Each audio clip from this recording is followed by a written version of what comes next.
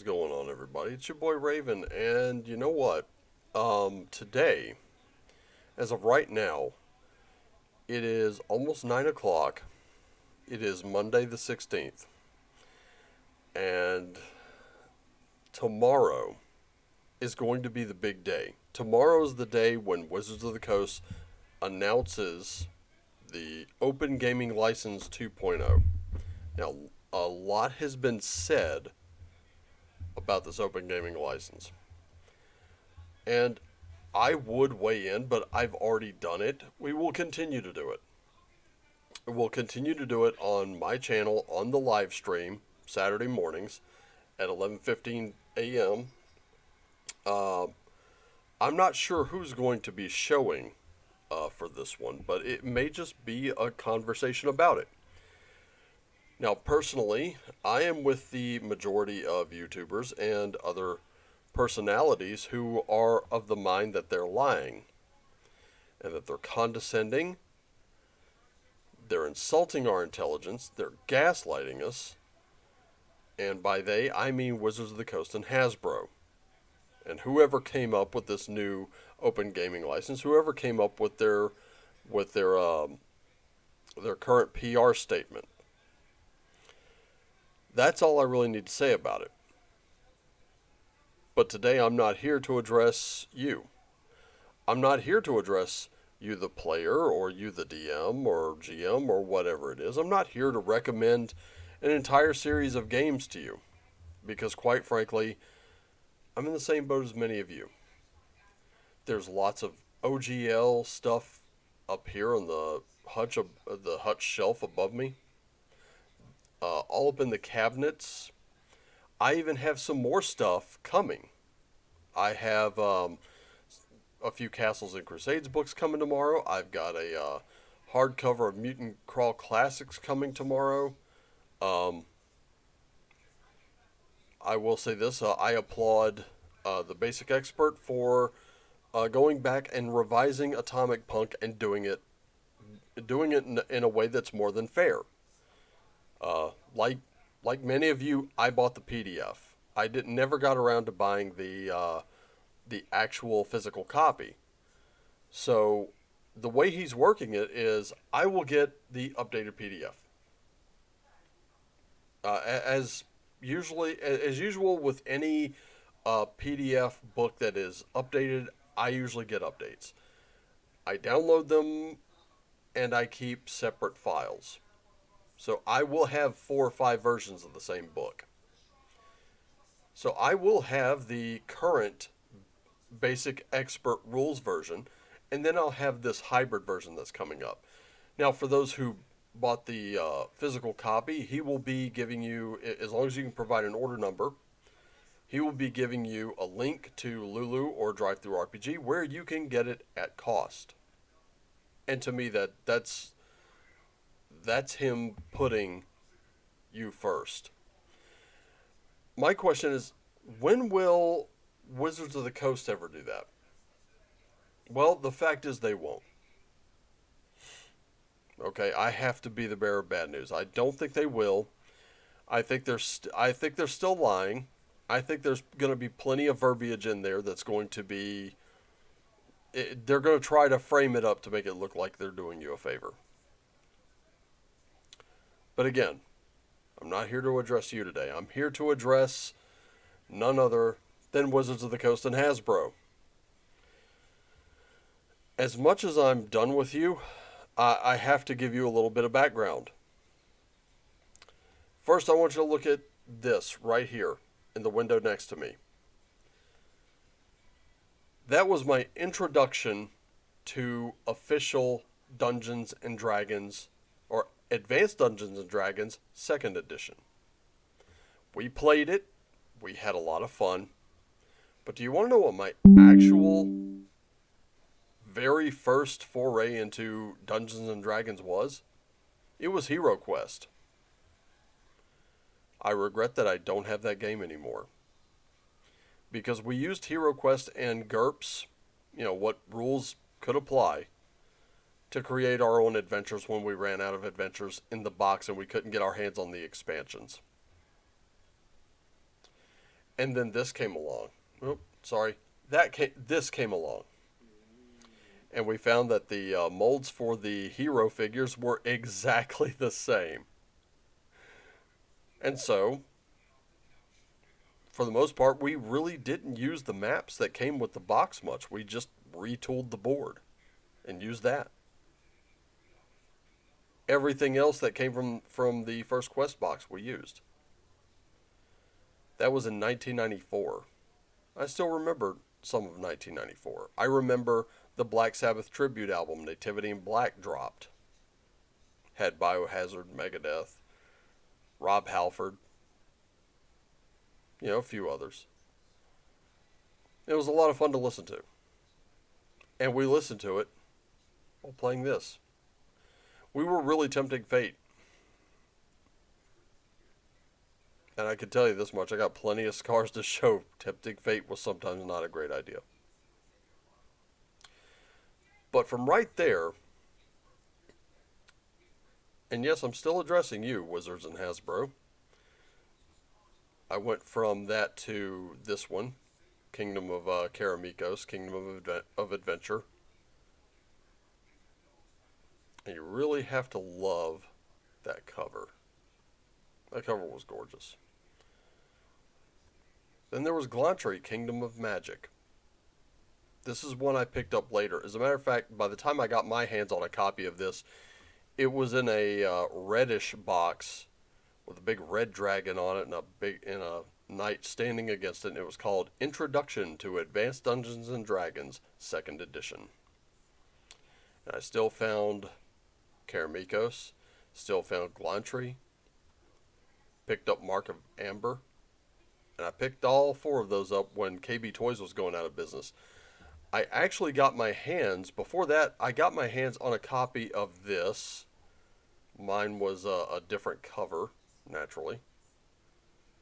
And this, the Monstrous Manual. Only in the past couple of years did I ever finally get my hands on a copy of the DM's Guide for AD&D. I ran my games without it. But I hope I'm making this very clear how long I've been playing. Because I'm in my 40s now. And one of the things that I remember was being ecstatic whenever someone said, "Hey, can I join your game?" And we were like, "Absolutely. Just meet us here on the weekend and we'll do it." Met a lot of cool people that way. Hung out with a lot of cool people that way. Of every walk of life. Later on, after all of my friends had moved away and pretty much left me alone, I didn't get to play many games after that. In fact, solo play really wasn't a thing. The internet wasn't really as ubiquitous as it is today. So there weren't a lot of resources for a guy in a small town that wanted to beat his ass every time he wanted to play D&D. Later on, I kind of got into games like Vampire the Masquerade, just to try something a little different. Wraith the Oblivion, Mage of the Ascension, the White Wolf games. Wanted to try something a little different. I found a small group that would play that, and we had a blast. Well, then that group couldn't meet anymore. Then I met a guy where I used to work, when I worked in corrections. He played D&D, but he played 3rd edition. Or 3.5, I think was the more accurate term. And he ended up giving me a 3rd edition DM's Guide. And there it sat on my shelf with all my 2nd edition stuff, all my White Wolf stuff. And it was just one shelf. In fact, it barely measured out to just over half a shelf. Not much. But I played whenever I could. I was happy to play whenever I could. I didn't care who was sitting at that table. So, Wizards, I want you to take that and really think about it, because there are plenty more like me. Plenty more like me who just like to play. We don't care who else is at the table. We don't care where they're from. We don't care what they identify as. We don't care what they do in the bedroom. We don't care what color they are. Doesn't matter. They're here to play. That's what matters. We can build from there. We have that one thing in common. We can build on that. That's a great starting point. Now, personally, I've seen people from every walk of life, every stripe, suddenly uniting across political spectrums, across all of that. And guess what? They're coming for you, Wizards. I told you, hell's coming with us.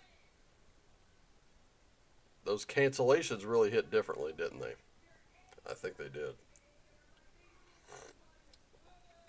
So as I sit here having my cup of tea and talking to you, Wizards, and Hasbro, please don't think I've forgotten about you.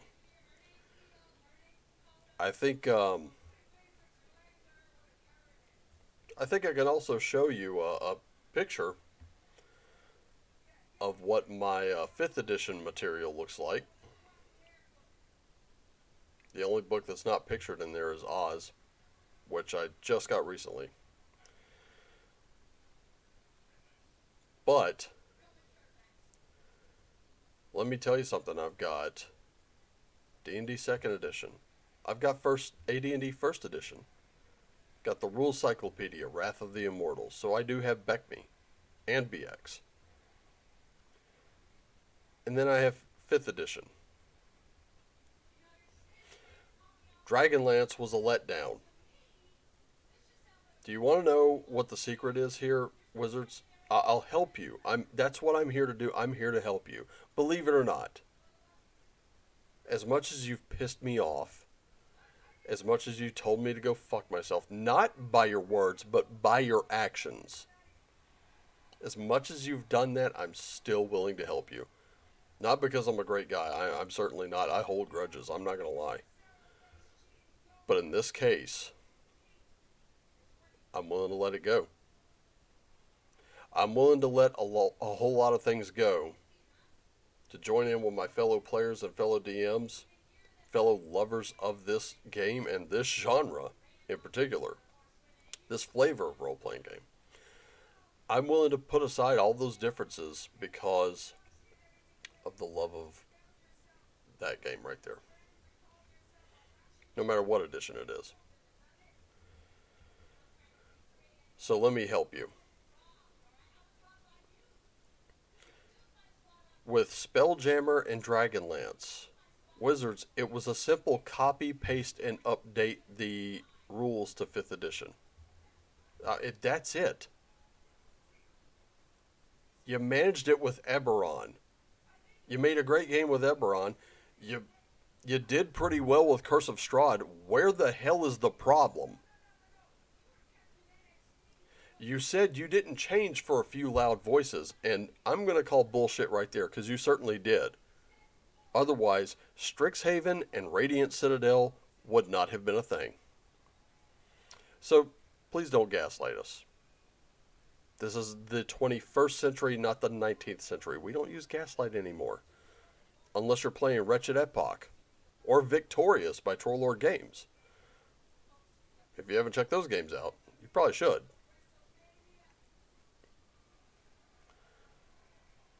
But your constant attempts at gaslighting us, your constant lying, and acting like you're two. They won and so did we. How old are you? It was simple, Wizards. Copy, paste, update rules. Create some new adventures. Create a setting. Unleash upon the world, and you'd have an excuse to print money. How do you screw that up? Well, I could tell you one thing. Your sensitivity readers. All those people, they got in your way. You want to know where the real obstacles between you and your money are? You're damn right, it's us. It's also your actions. Your actions are like throwing gasoline on the fire. So here we go. Right here at 15 minutes, we're going to start the help. From here on out, you have to understand that a virtual tabletop is just a tool. It is not a platform for you to microtransact and nickel and dime players into the ground. Number two, if you really want to make money, it's very simple. Retcon all that shit from going from Dragonlance back to Tasha's. Let's do some re-releases. Take beloved properties, copy, paste, update rules, sell. Make some settings. Big settings that are like sandboxes. Look at Eberron. You did that one right. There are people still singing its praises. Okay? And then, Hasbro. Hasbro, you own Hero Quest. Why are you not dropping a copy of the basic rules for Dungeons and Dragons into it? And maybe include, I don't know, a dungeon crawl adventure. Once the Hero Quest adventures have been played out, try turning it into Dungeons and Dragons. Make it a tie-in. There you go. You don't need any more starter sets. And for the love of Pete, stop putting the member berries on the front cover of the box set if they're not going to be there, or it's not going to have anything to do with the cartoon that some of us grew up on and love.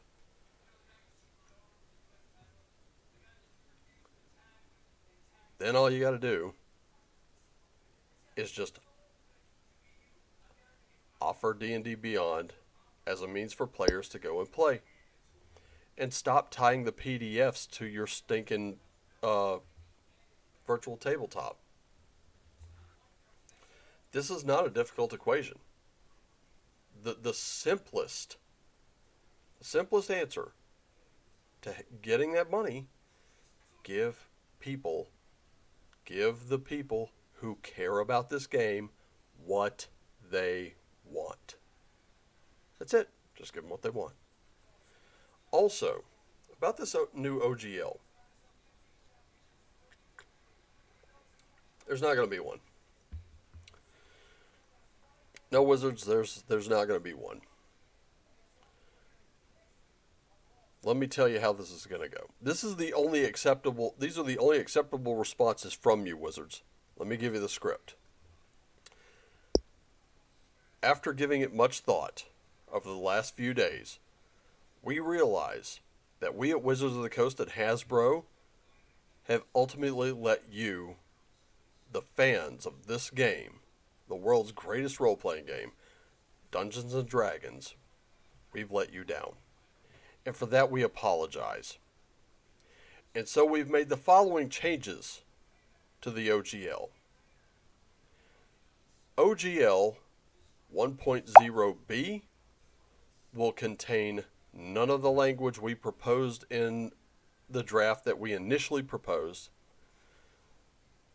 It will contain all of the same language from OGL 1.0a with one change. We have added the word irrevocable into the mix as well as in perpetuity. If you wish to continue making supplements for our game and drawing attention to our game, we are taking a hands-off approach with our deepest and most sincere apologies. We thank you for your consideration, and we humbly apologize again for the wrong we have done you. There you go. That's it. That's really the only truly acceptable response that we're going to take. As for me, as a customer, I'm afraid you lost me. But I'm willing to help you get back at least some of the customers that you lost yourself. We didn't take them away from you, you lost them. Some you've burned so badly you'll never get them back. And for some, they're always going to be a little gun shy. You're going to have a very long way to go. You created the trust issue, Wizards. You have time. You have until 5 p.m. tomorrow to make this right. So do yourself a favor, Wizards. Make this right. Because if not, you will find that the obstacles to your money will be insurmountable. And if you want to know what I mean, ask an entity known as a Radio Shack. That's it for me. Thank you so much for tuning in. Thank you for hanging with me. Thank you for listening to me ramble on. Let's see that this video gets to them beforehand. If many of you could repost this and get it to Wizards of the Coast and Hasbro, I would definitely appreciate it. I'll be doing my part. Thank you so much for tuning in. Just remember, I love you all. Now I'm talking to you, the players, the DMs, the people who tune into my channel for tarot who didn't get their video today because I was trying to learn everything I could about OBS. Thank you again. Love you all. Take care of yourselves and each other. Always play what lights you up. Have fun. It's a hobby, people. I'm about to check out Skate Wizards. Found that one on Bob the Builder's channel. You should look it up. Check it out. Buy it. I think you'll dig it. Looks like a lot of fun. And as always, my friends, my fellow D&D players, my fellow role-playing game players, play on.